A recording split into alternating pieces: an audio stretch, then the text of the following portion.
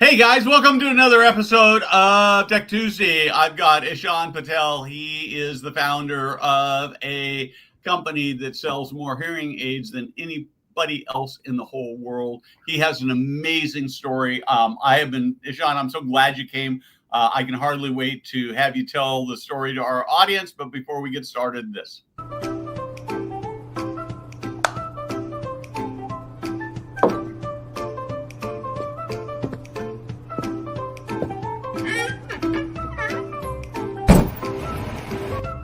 Hey guys, Steve Moran here.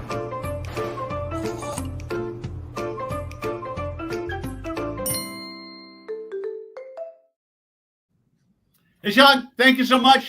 Just to sort of set the stage, we were both at Mary Furlong's Longevity Tech Summit in Berkeley a couple of weeks ago. He spoke for a little bit.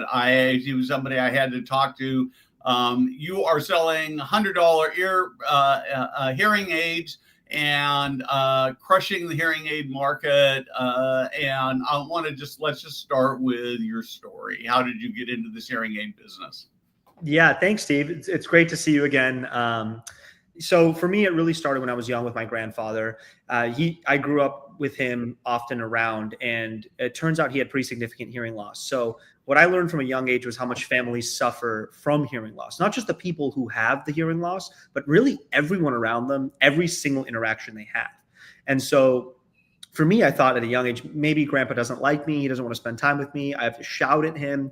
It's really just, as an 8 or 10-year-old, you don't really understand what somebody's going through, but it definitely does have a damaging effect on the relationship. Fast forward to being a little older and starting to understand, oh, grandpa has hearing loss, right? And so back then, way before over-the-counter hearing aids existed and a solution like ours was possible to bring to the market, he had to go through weeks of fitting, doctor's visits, trial runs, and then be told, hey, this is a $6,000 hearing aid, which is just unbelievable, right? Oftentimes prescription hearing aids will be the third most expensive purchase somebody makes in their life, behind their house and their car will be the hearing aids, which is just crazy when you really think about it. And so, fast forward to 2018, my co-founder now is telling me that, hey, online hearing aids are becoming a thing. The FDA just announced they're going to create an over-the-counter space one day, right? We didn't know when, and this could be huge. So thinking back to my grandfather, thinking back to how big of a problem this is, that affects actually 1 billion people worldwide directly. And then if you count the grandsons, the children, the spouses, I would argue that probably half of the planet is affected by hearing loss in some way or another. I knew this was a problem that had to be solved and something that had to change. And so we went to create the first $98 OTC hearing aid ever, right? And the FDA ended up passing the OTC regulation in August of 2022. So we quickly kind of turned around with the new regulations and put out that product, the first $98 OTC hearing aid of all time, which was really exciting to bring to market. We actually partnered with Walmart. We launched nationwide as the first hearing aid company ever to launch in retail, chain-wide with Walmart. And then shortly thereafter, we became the top-selling over-the-counter hearing aid company in the entire world. So that's that's still true today. Yes, it is still true today. We are actually growing pretty dramatically year over year.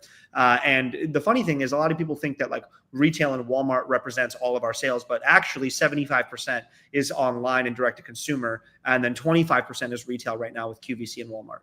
Cool. So we're going to get to this in a minute, but I want to set the stage here. So when he first told me the story at the conference, it's like this guy went from nothing to this big, massive, dominate the world company. And I thought he probably can teach senior living some things about how to tell their story.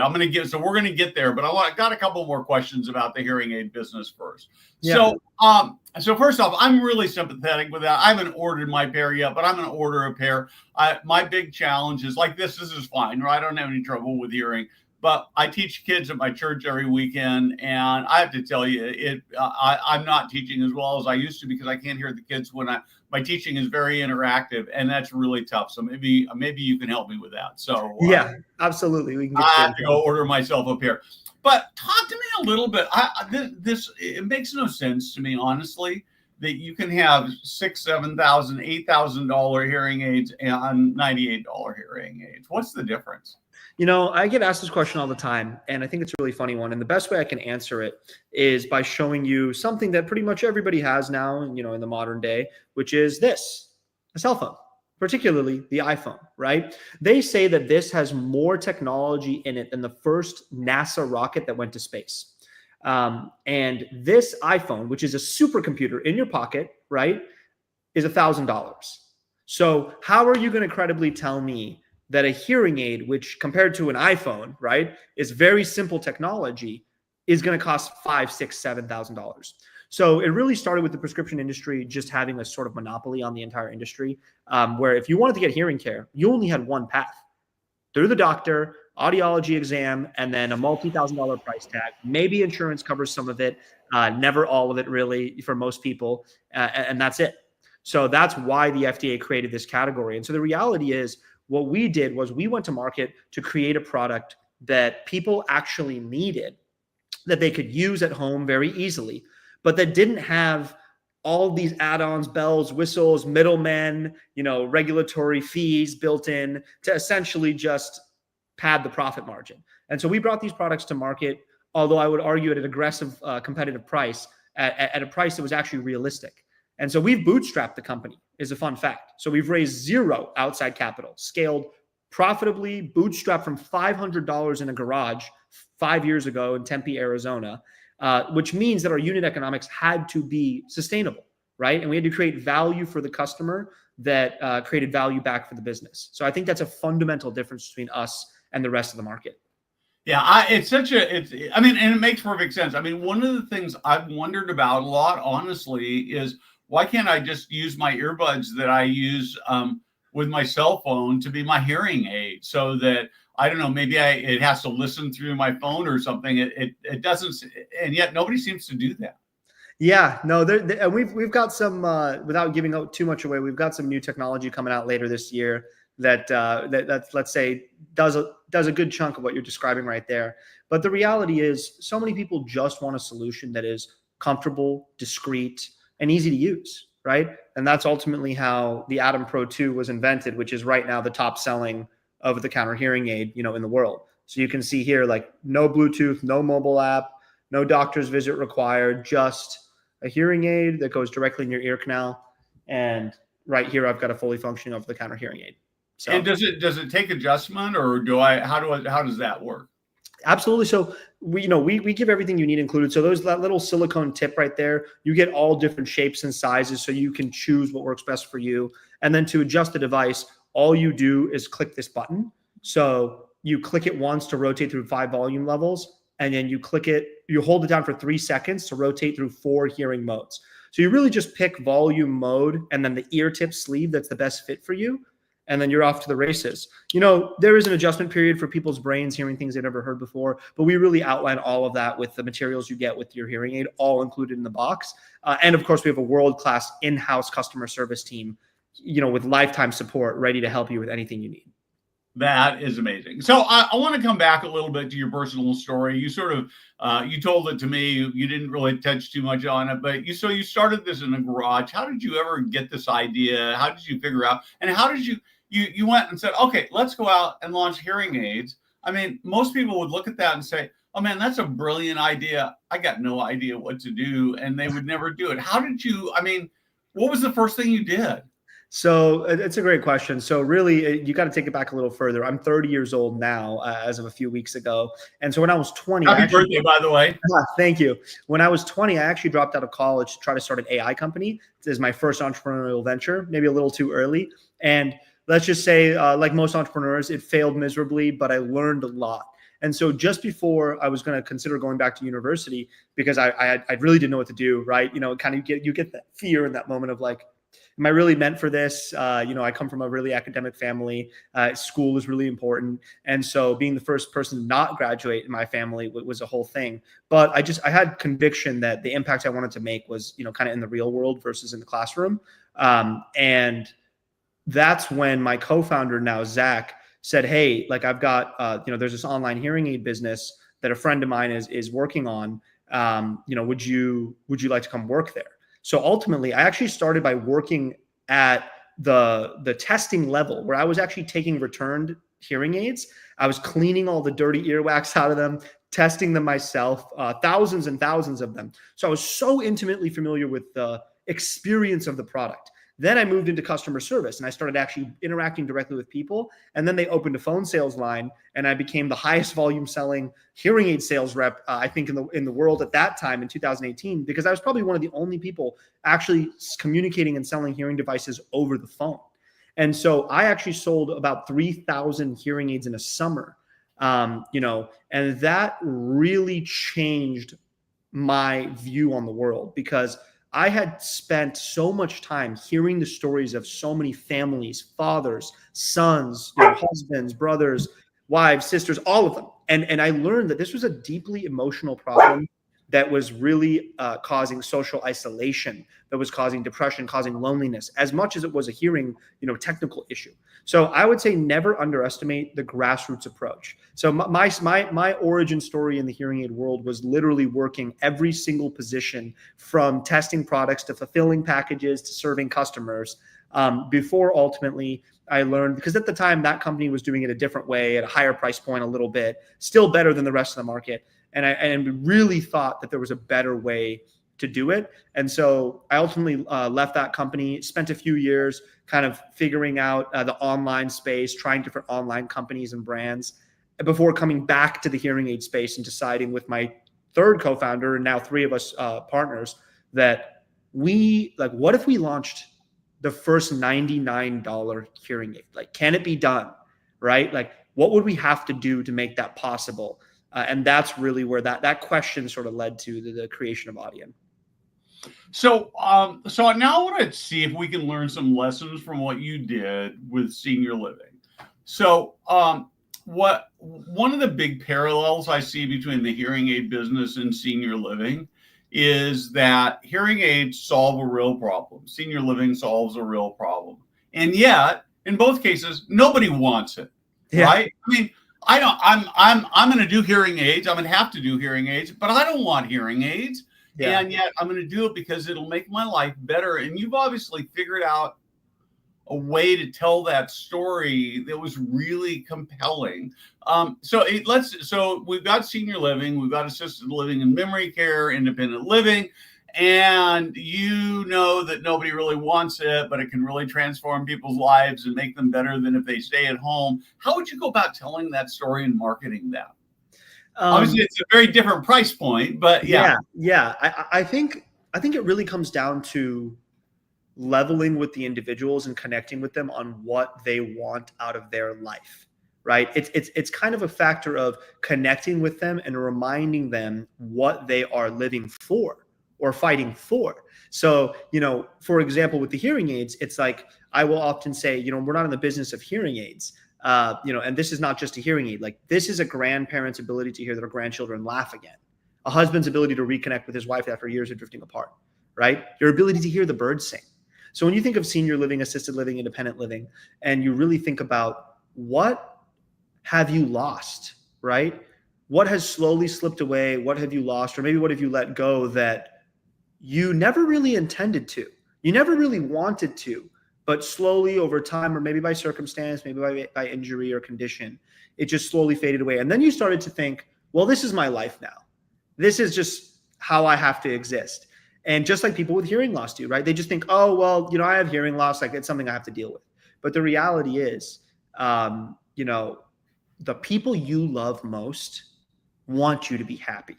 The people you love most want to connect with you, see you living your most vibrant, most full life.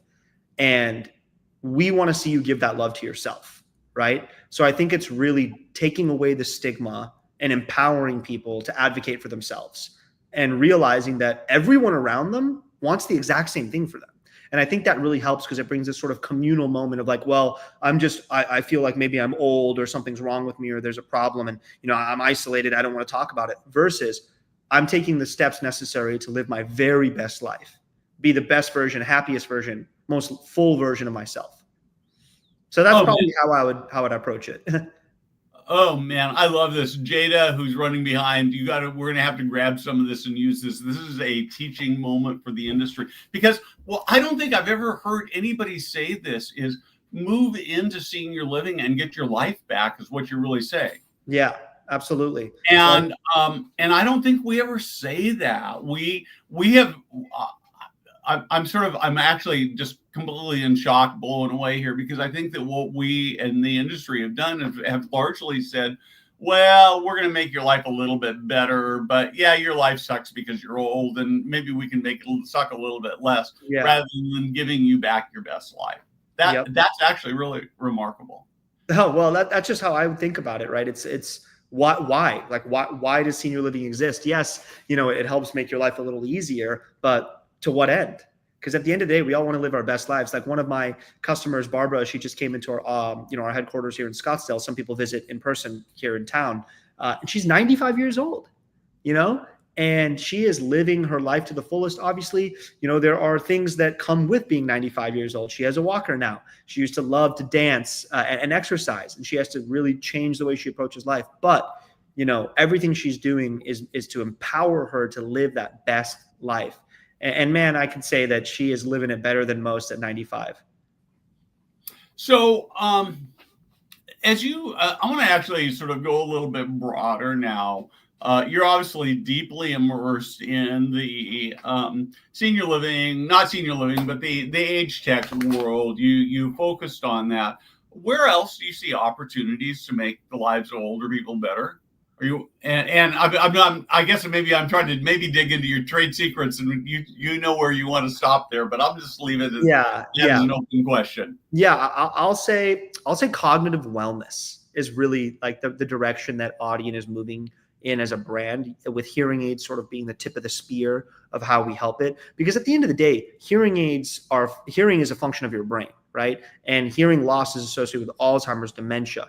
And to me, the number one thing that's required to live your best life, despite your circumstances, if you have any physical ailments or any conditions that you've kind of been handling or managing, is your mind, right? The ability to think freely, think clearly, think fully.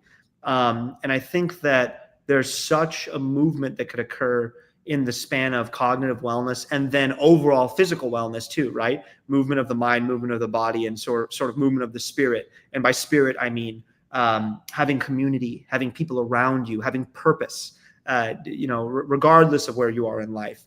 Having a role that you fill to add value to the people you love. It could be something like gardening. It could be something like, hosting a church class, right? And things like that, right? It's just things that give your life purpose. So yeah, I would say cognitive wellness is really where I see the opportunity here, because I think people are quick to say, oh, well, they're getting old. That's just getting old. But like, I really challenge that assertion, because with modern medicine, with the advancements of technology, and with what we're learning about the human brain and human body, there's so many ways to empower yourself, empower your mind, and just live a better quality of life as you age. So I don't know. Yeah, there's so much to unpack there. I don't know whether you were there for Ken Dykewald's keynote at Mary. Yes, I was.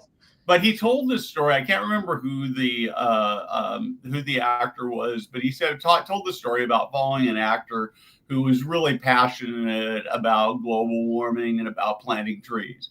And he talked about imagining, a million young people going out and planting trees. And Ken said after he went in and after the talk, Ken went up to him and he said, nothing wrong, beautiful picture to think about young people planting trees. But he said there's a whole army of older people out there who are retired who could go plant trees and make an even bigger difference, and it's ignored. And I think when I listen to you talk about sort of this brain health and living your best life and purpose, and then I look at so many of the older people. I mean, I've got a lot of friends probably more of my friends who are retired than still working at this point in time. And they're doing some leisure stuff, and they keep themselves busy. And I and some of them are going out and protesting on the streets, and that's fine, I guess, and all that. But I think, how could we harness that that power to actually go out and do something like I'm doing with the kids, only more of that. And so, technology becomes the first step. But I think the other part of it, and maybe you have some thoughts on this, is how do you get people really motivated to get up out of their chair? I think the other statistic Ken talked about was 47 hours of TV a week, right? I was just thinking that as you were talking. I remember that being the most staggering, probably statistic that I learned from him in that keynote, which was a phenomenal keynote from him. I really think that it's changing the narrative, right? It's asking for help from these people, saying like, we need your help. This world needs you. Your community needs you. Because I think at our core, people want to belong, but they also want to contribute, right? They want to have. I can't help but think of the book Ikigai, right? Where you what is your purpose? And I think that people inherently would love to live in a purposeful state, but society has sort of taken the elderly community, put them off to the side and said, here's your box, you get to live within, right? And I think really opening that box, breaking down those walls and challenging those assertions of like, really, we need your help. We need your help planting the trees. We need your help tending the gardens. We need your help raising the children, educating the youth, providing experience and wisdom and your viewpoints and your unique, life that you've had. And so I think that it starts with, in my opinion, actually asking people for that help and telling them, like straight up telling them, like, we need you. We'd love for you to be a part of this. And we feel you're an incredibly vital, component here. I think that people have gone so long without hearing that, right? Because they worked their whole lives to get the ability to retire, to then not have to work at all.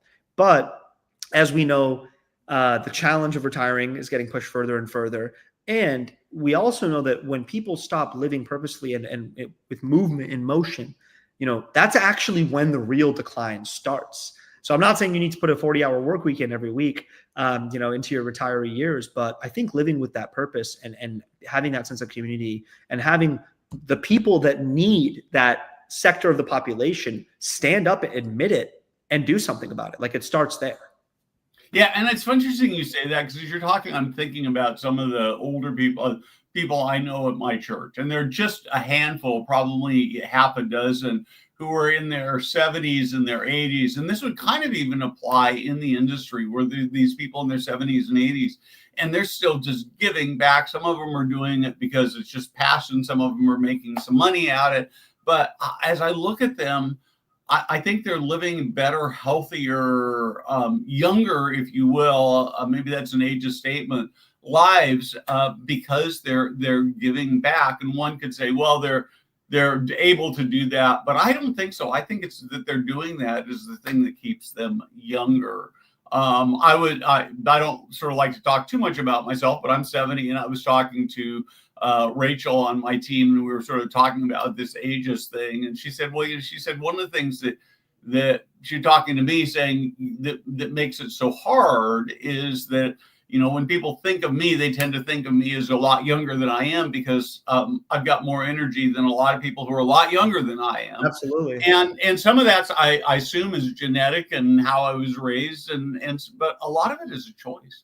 And how do we inspire more people to have that choice? I mean, I expect, like, when you get to be 90, what is that? It's still 60 years from now. You'll be probably starting 2 more companies or something. I hope so. I want to spend a couple more minutes before we wrap up here. How do people actually find your hearing aids? I'm sure there are other people who are looking at this saying, yeah, that's really good, but I want to get those hearing aids. How do I go find them? What are they called? How do I find them? How do I go buy them? Yeah. So our website, audienhearing.com, is always going to be the best, place to go learn more. We've got all of our different models there and tons of resources in terms of information. We are available, of course, on Amazon. We're available in Walmart, QVC, and then we'll be launching with, several significant retailers in the coming days here. I guess I can say it now. It's close enough. In August, we'll be launching with CVS and with Walgreens. So very excited there. But I at the end of the day, the website is always the best place to go to learn. So, maybe I shouldn't ask this question since you don't know, but we're going to do it anyway. Probably Jabra has gotten the most press. They're also one of the more expensive over the counter. How do you compare? That's a great question. I actually have a fun little document that I had my head of audiology write up in terms of like product specs, technical experiences. I think the best way I would describe it, well, Jabra is a fantastic brand and company.